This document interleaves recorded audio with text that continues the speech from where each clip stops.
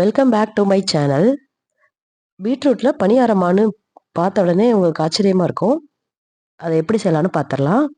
First பீட்ரூட்டை எடுத்துட்டு அதில் இருக்க தோல் எல்லாத்தையும் நம்ம ரிமூவ் பண்ணிட்டு குட்டி குட்டி பீஸாக கட் பண்ணி வச்சுக்கலாம்.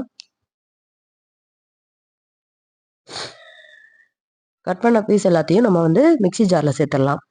சேர்த்துட்டு இதை ஃபைன் பேஸ்ட்டாக நம்ம கிரைண்ட் பண்ணிட்டு வந்துடலாம். இது இப்போ ஒரு ஓரமாக இருக்கட்டும். அடுத்து ஒரு வெங்காயத்தை நல்லா பொடிசாக கட் பண்ணி வச்சுக்கலாம்.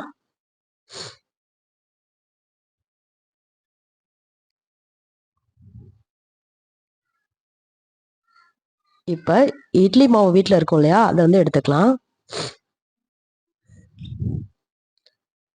அது கூடவே நம்ம நறுக்கி வச்ச வெங்காயம், அதுக்கப்புறம் ஒரு ஸ்பூன் சீரகம், அப்புறம் நம்ம அரைச்சி வச்சிருந்த பீட்ரூட், அதை எல்லாத்தையும் நம்ம சேர்த்துடலாம்.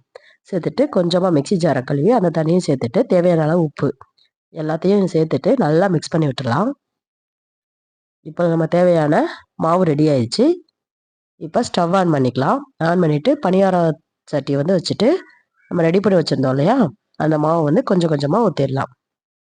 நெய் இல்லாட்டி எண்ணெய் எது வேணால் சேர்த்துக்கலாம், நம்ம இஷ்டம்தான். நல்லா வேகட்டும். வெந்ததுக்கு அப்புறமா நம்ம திருப்பி விட்டுடலாம். பார்க்கவே ரொம்ப சூப்பராக அட்ராக்டிவாக இருக்குல்ல கலரு. குழந்தைங்களுக்கெல்லாம் இந்த கலரை பார்த்த உடனே சாப்பிடணும்னு தோணும்.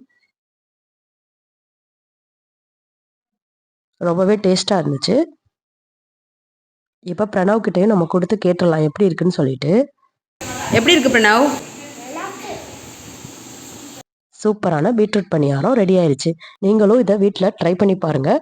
ட்ரை பண்ணி பார்த்துட்டு எப்படி இருந்ததுன்னு சொல்லுங்கள். இந்த வீடியோ பிடிச்சிருந்தா லைக் பண்ணுங்கள், ஷேர் பண்ணுங்கள், சப்ஸ்கிரைப் பண்ணுங்கள். தேங்க்ஸ் ஃபார் வாட்சிங்.